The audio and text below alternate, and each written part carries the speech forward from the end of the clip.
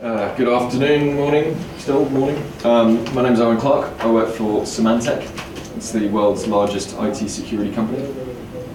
We provide services like Norton Antivirus, if you've heard of that, which is our big kind of consumer product. It's our most well-known one. All the way, we do lots of business-to-business information security and information management are the two kind of main pillars that we've got. But we've also been deploying cloud services for about the last 15 years. So in 1998 we deployed email filtering to a lot of our customers, and ever since then more and more adoption of that particular product have been increasing. And as bandwidth and services and computers speed up, we're able to deliver more and more services in the cloud. And obviously dealing with images with companies like Adobe, that just never would have been possible 5-10 years ago. So these are all progressions in the world of cloud computing. So who here uses cloud computing, just out of interest? In your business or personally? Okay. Yeah, so look, if you've got a Facebook account, Gmail, Hotmail account, if you've ever used eBay, then you've used cloud services.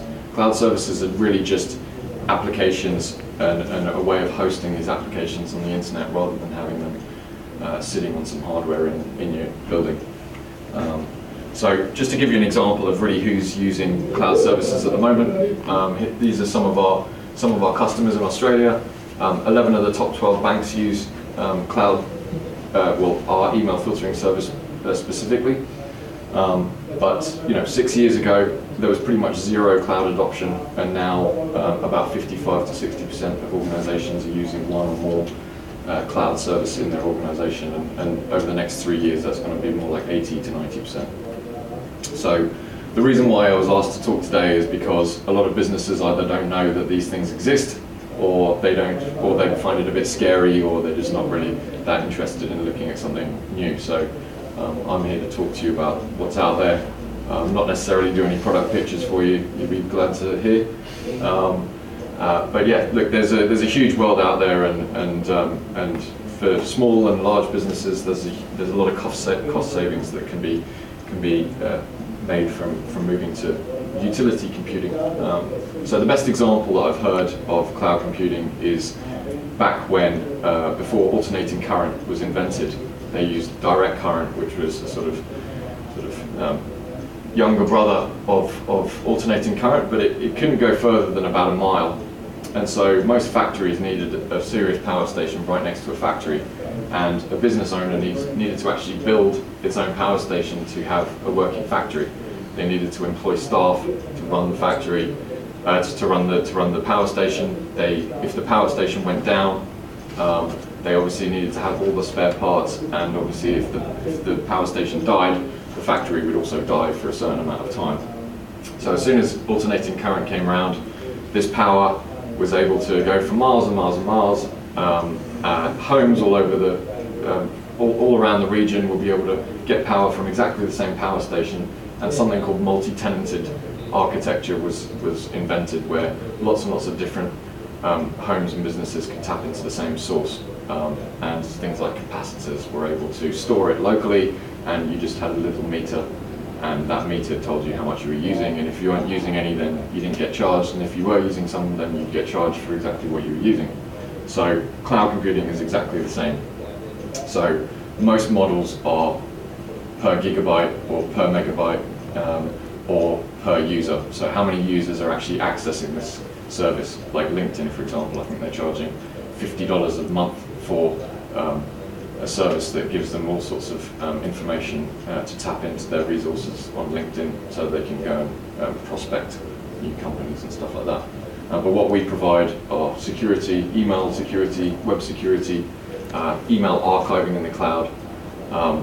There's lots of other vendors doing this. So Microsoft, if you've heard of Office 365, this is a service that is about to get deployed across the whole of Queensland state government. So this is a huge change, because Microsoft are actually hosting their data centers in Singapore. And so every single email that the Queensland government either sends or receives is actually going to be hosted in Singapore for the first time ever. And 2 years ago or a year ago, that never would have been ever in the making. So they're actually having a tender between Microsoft and Google at the moment to see who wins the business for both of their data centers, are either in the States or in Singapore. So things are moving more to that power station model where more people are getting used to it. People are less concerned about really where their stuff is, and actually the benefits far outweigh the cons in terms of these types of services. I don't know how much Adobe really talked to you about the benefits of these kind of things, but there are a lot of different types of services. Some require you to move your data to the cloud, which can be a little bit more scary for a lot of organizations, which is why we see stuff like email security being the first kind of port of call for most organizations to move. We're not actually storing any of your data. All you do is change something called an MX record, and you actually suddenly using us without you really having to configure anything. It's very, very simple to turn on, and it requires no data to be moved. And if all of a sudden you decide to move away from Symantec, you can just change providers very, very quickly. So one cloud service is very different to another cloud service. But I guess my point today is not all businesses should be moving everything to the cloud, but definitely there are some services out there that can definitely benefit you and save you a lot of money. So I guess the point of this slide is talking about the pros and cons and really where the costs come from and why people are scared of certain areas. And one vendor is not the same as the next vendor, and we offer things called service level agreements. And if you don't really look into the service level agreements or the guaranteed outcomes, we like to call it, of our services, then it's really difficult to tell exactly what you're supposed to be getting from a service. So we guarantee things like we're never going to go down ever. So we are filtering people's mail, for example, and if our data center ever goes down, then all of a sudden the business isn't receiving mail. And so it's imperative that we always stay reliable and available. Oh, it's gone pink now. Sorry. It's all right. Temperamental. Looks okay. So scale is, I guess, the first point I wanted to make. So if a business is growing exponentially, or you really don't know what's going to happen next year, you might have to slash a few jobs. You don't want to invest in all this hardware that might be, you know, at 20% capacity instead of 50% capacity next year. There's a huge amount of processing and resources that you've just invested in, and all of a sudden that's essentially redundant. So what cloud services allow you to do is just purchase more, purchase less. From month to month you can completely change your plan. It's really up to you. There's nothing that's actually hosted internally that will mean that you're locked into any kind of investment over time. So change management, I think, is one of the biggest things that IT departments and outsourcing departments do for companies. So they just sit there planning and scheduling various updates. We want the latest and greatest thing. Oh, when can I get this? Oh, well, we've got all these other projects going on, and so we can't actually deploy this for another 6 months because, you know, there's all this other hardware and we need to test it first before we actually switch it. And so cloud services allow you to have a kind of a service here and a service here, and it's really the internet that's just tapping into each one. If you decide to move from one to the other, then you can just move from one to the other. As I mentioned, if you've got your data stored, that can be a little bit more tricky, but to be honest, it's still tricky if it's internally as well, and you need to pay IT resources to be moving that data anyway. So these are all considerations when talking about cloud services. So next generation architectures is stuff like, we will constantly update our services in the background. I don't know if you've got a Facebook account, but Facebook, you know, once in a while will have a slightly different interface. New features will come up, the news feed will look slightly different, and without you ever having to think about it, these updates constantly come up. Every cloud vendor is exactly the same, and because it's quite easy to change and there's a lot of competition, it's in a vendor's interest to really give the customer what they want and update, constantly update and grow the service. So version 9 some software that you've got at the moment. You're waiting to move to version 10, which has all these new features, but you can't do it until you get some new hardware and blah, blah, blah, blah, blah. These are all things that are essentially not worries when talking about cloud services. If you've chosen a vendor, all these updates will happen in the background, and you wake up the next day, go into work, and new features will suddenly appear without you even having to do anything. And the whole time, all you're doing is essentially paying fees for the service. So choice and agility is, I guess, around stuff like mobility. So no matter what phone you're using, no matter what laptop or iPad or whatever tablet you've decided to deploy to your users, as long as you've got a web browser and an internet, most of these cloud services are going to work, and it doesn't really matter what version you're on. As long as you've got internet, these will work and you'll be able to access them. You can go on your kid's computer at home, exactly the same service will be apparent. You go into a library, you go into McDonald's, exactly the same service, and you don't need to be on a set-up work computer for these things to work. So the cons are things like security. Some vendors really don't look at security that well. Reliability.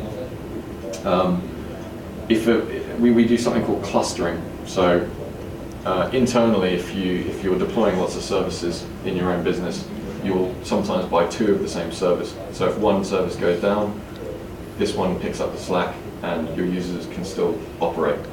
What we do in the cloud is we actually do clustering, where we actually deploy 4 or 5 different data centers doing exactly the same thing. If one data center loses power or blows up, then the other data centers actually take the slack, and our customers don't even realize anything's happened. So the more data centers you've got in the cluster, the more reliable it is, and obviously the more infrastructure and the more capital expenditure that the vendor's been spending on this thing. But if you're choosing a cloud service, you don't want the service to not be available. And if you can actually touch them internally, a lot of people think that these things will be more reliable than having a cloud service, but that's not necessarily the case. It can be the case, but it's not necessarily the case. Lack of control, because services aren't being deployed internally. People think that because I don't have my hands on them, I don't have as much control, and I'm not able to tweak as many little features as I used to be able to. That's not the case.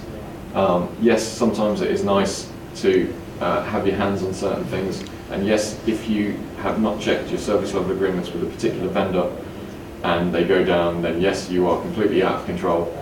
But if you are choosing a cloud service, then you really want to look into these types of SLAs, service level agreements, properly. So lock-in, I guess, is the worst of all 4 of these negative points. And if you are actually moving your data to the cloud, you want to have some serious contractual agreements between you and vendor, saying that if I decide to leave you because of whatever reason, I want to make sure that you send me my complete amount of data back without fail in a particular format that I can actually transfer over to another service if I decide to not use you anymore. But look, there are pros and cons of cloud services, but the level of adoption that is happening at the moment is far outweighing people moving away from these things. So yeah, the benefits are definitely there, but it really depends on the service that you choose. Not every organization and not every service is right for moving to the cloud. So I just want to finish off on the Gartner Magic Quadrant. Gartner is a market research company that only does really IT and technology, but they do one of these grids for every single IT service known to man. So whether it's social networking, whether it's anything that you could possibly think of for your business, whether it's mobility, whether it's some kind of app that delivers some kind of expensing for your sales guys, absolutely anything, they'll have one of these grids. And so this will be I guess an independent review of services and show you the top 20 players in that particular market. And look, obviously I'm showing you this because Symantec's far ahead of everybody else in terms of information archiving. But look, one of these comes out for every type of service. And And if you read some of those quotes on the right, cloud services, organizations with cloud services being offered are actually pushed further up the quadrant than services that are only on-premise because of customer satisfaction, ease of deployment, a lot of the other things that I just mentioned on the other slide. Look, have you guys got any questions? That's really what I wanted to say today. Are any of you thinking of moving to Adobe Creative Suite, Creative Cloud, even? Looking at it. Okay. So it's a serious consideration? Yes, but I'm concerned about the lack of control. Okay. In what way? At the moment, we host everything on site. Yeah. If it's out in the cloud, if there's a problem with the internet, it's always a concern for us. We need instant access to all the, especially the artwork files. Sure. How many times in the past year have you had trouble with your well, past year must have only once, but it's reliability in the phone line's definitely getting better. Yeah. Than it used to be. Yeah, and the example of the power station is, people would never even dream of not using a power station these days for their businesses, unless you're like an oil refinery or something, like a major power-hungry business. Most organizations would not even dream of creating their own infrastructure for that kind of application. And I'm not saying that now is the right time to move, but things are progressing more and more that way. Yes, you are moving your data to the cloud in terms of an Adobe service, but there are services out there that you can kind of dip your toes in that don't require you to move your data out. But look, in general, I think you've got more problems than not being able to access a couple of images if your internet goes down. I mean, obviously, there's hybrid solutions where you can actually have local copies of the images. I don't really know a huge amount about the Creative Cloud, but there's hybrid services where, a bit like Outlook, where if I'm not connected to the internet, I can still reply to emails, and then when I connect that to the internet, it just sends all the emails that I've created. Whereas I'm not sure about the Creative Cloud service, but there are ones where you can have a local copy, work on the local copy, so if the internet goes down, it's not the end of the world. Once the internet goes live again, then you've got all the great features of cloud services and you can carry on working. So these are all definite things that you need to consider, and now might not be the right time, but things are getting much more reliable. And internet connections, I mean, businesses who don't have internet connections, they just can't survive for more than like 2 hours. Otherwise, so what we do is we do things like email security. So MessageLabs yours, isn't it? Correct. Yeah. So I used to work for MessageLabs, and Symantec purchased MessageLabs, and that's the kind of standard email security product. 11 of the top 12 banks use that service, and they never would have dreamed of doing that 6 years ago. But it was one of those services where, because they're not actually we're not hosting their data for them, it was just a kind of an easy foot in the, test it out, and then they realized actually the amount of accuracy that we're getting compared to what we were doing personally is so much better, it's so much cheaper. Our guys are actually deployed doing things that are actually making us money and not spam filtering. Obviously I'm talking about products that we sell, but really there's a lot of similarities between all cloud services really, and this slide here is, on a very high level, most cloud services will have a degree of pros and cons, pretty much exactly like this. Lack of control for me, I think you're right with lack of control in terms of you don't know when your internet connection might go down, but in terms of lack of control of the actual applications, so I'm losing some features, that's pretty much irrelevant anymore. Most cloud services come with the same amount of features, and even you can tap into bigger resources, because these data centers have so much more processing power than you could ever dream of having on an Apple or Mac Pro or whatever you guys use for your processing these days. But that's one of the reasons why people move to MessageLabs, is because we're actually collecting information all over the world about different threats, in different countries, and as soon as we see a threat, we instantly just protect every one of our other customers, rather than having these point services that essentially silos by themselves, and until they get an update, they might have a security threat, or they might, something might happen within that space of time between the threat actually happening and getting the update. I've wondered about, whether there's any, internet speed, whether there's some sort of level of speed connection that you need to have to make a cloud function, Yeah, it's a good question. Some services require more data than others. I think I really haven't looked into the Creative Cloud that much. Now, I think essentially what it's doing is it's hosting most of it online, and essentially what it's doing is it's sending you back screenshots. So it's not sending you huge amounts of data. It's like just refreshing a web page constantly. Pixel streaming. Yeah. Okay. So that's a lot less intensive on the bandwidth than something like a YouTube video, which is actually full downloading an entire image. It's like if you're working on an image, every time you change something on that image, it just goes and downloads the entire image again. It doesn't do that. It just sort of updates what it needs to whenever it needs to. And so, depending on the service, some can be more intensive than others. But I think a good example is Facebook, which is essentially just a page. It's just a web page, and once that's loaded up, it doesn't really use any more bandwidth after that. Whereas if you're actually doing some serious downloading, then that's gonna crunch your bandwidth. But most organisations, email, for example, is only about 10% of their entire bandwidth.